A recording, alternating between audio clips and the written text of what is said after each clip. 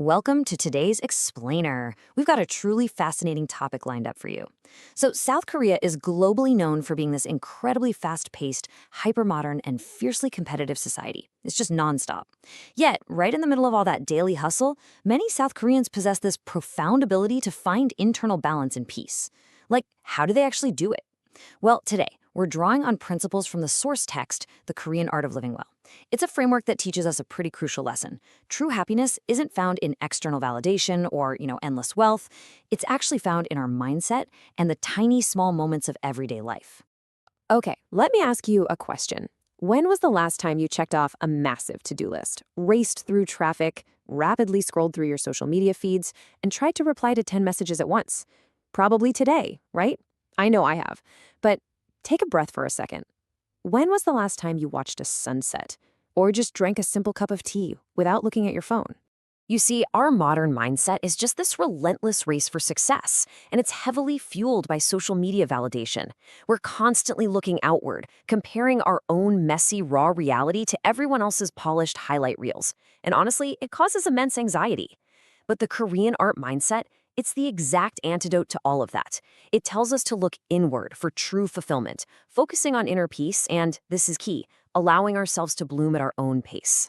Section 1. Your life, your terms. The source material offers us this absolutely beautiful metaphor. One flower blooms in early spring, another weeks later, but both are beautiful. In life, we so often think that delayed success equals failure. But just like nature, everyone's timeline is completely different. Your worth isn't determined by how quickly you achieve something compared to the person sitting next to you. And this brings us to the very real danger of the rush. Seeking instant success, relying on external praise or criticism, and comparing our day-to-day reality to digital highlights, it just completely strips away our authentic selves. When you let the outside world dictate your timeline, you just breed restlessness and envy. You start living a life designed to impress others. Actually, scratch that. A life designed to impress strangers on the internet, rather than one that actually brings your own heart peace. So the crucial takeaway here is this. Slower is actually wiser. We really need to remember that the most valuable things in life literally cannot be rushed. Think about it. A strong, deeply rooted tree takes decades to grow. A beautiful, trusting relationship takes years to cultivate. Slowing down isn't a sign of weakness. And it definitely doesn't mean you're falling behind. It's a profound sign of wisdom. Moving on to Section 2, the power of peace and solitude. We kind of have this habit of viewing being alone as a punishment, right? Like it's an emptiness or something we have to immediately cure by grabbing our smartphones. But true solitude, it's a powerful teacher. When the noise of the world finally fades, solitude helps you hear your own thoughts and discover your authentic desires without all that distraction. It's really not about being lonely, it's about being connected to yourself. And this highlights a major modern dilemma. Physical fatigue is pretty straightforward. It can usually be cured by a good, solid night of sleep. But mental fatigue, the exhaustion from endless notifications, constant pressures, and overthinking, that can only be cured by true silence and inner peace. We're dealing with an epidemic of exhausted minds today, not just exhausted bodies. So, how do we fix it? Let's walk through these highly practical steps to give your mind a break. 1. Sit in silence for just a few minutes. 2. Observe the nature around you, even if it's just looking out a window. And 3. Take deep breaths, completely away from your screens. Giving your brain this intentional break is absolutely essential for their well-being. It is never, ever a waste of time. All right, Section 3, small joys and mental rest. Instead of waiting for some massive promotion to finally allow yourself to be happy, look at these everyday micro-joys. Imagine the feeling of a crisp, fresh morning breeze on your face, the distinct, grounding smell of the earth right after a rainstorm, a loved one's genuine smile, a quiet, peaceful evening. The text reminds us that these aren't just nice little bonuses. These are the very essence of a beautiful life. This is a real game changer right here. Gratitude anchors you in the present. Chasing the next goal traps you in the future. Constantly waiting for that bigger house, that better car, or that next achievement literally steals the beauty of the present moment right out from under you.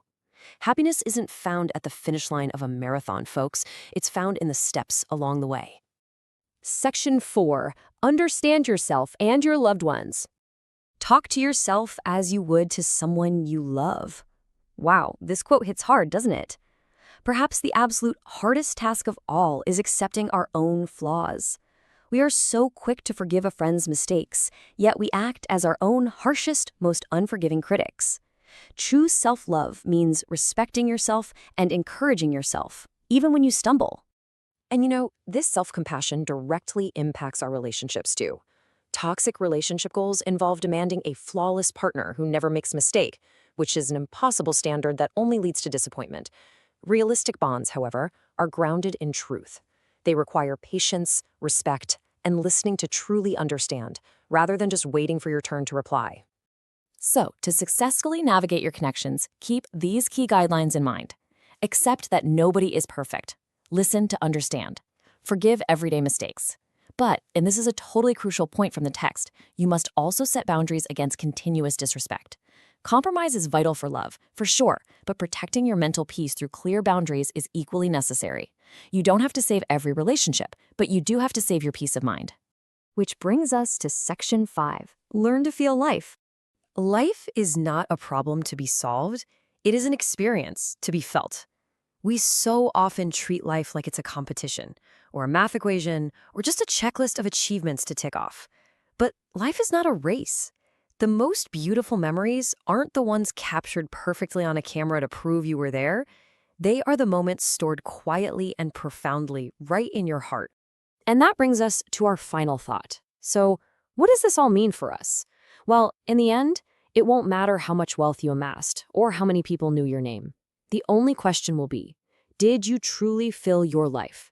Did you love deeply? Did you experience joy? Take this powerful question with you today. Take a moment to reflect on your own path. Stop just surviving the rush and start truly living.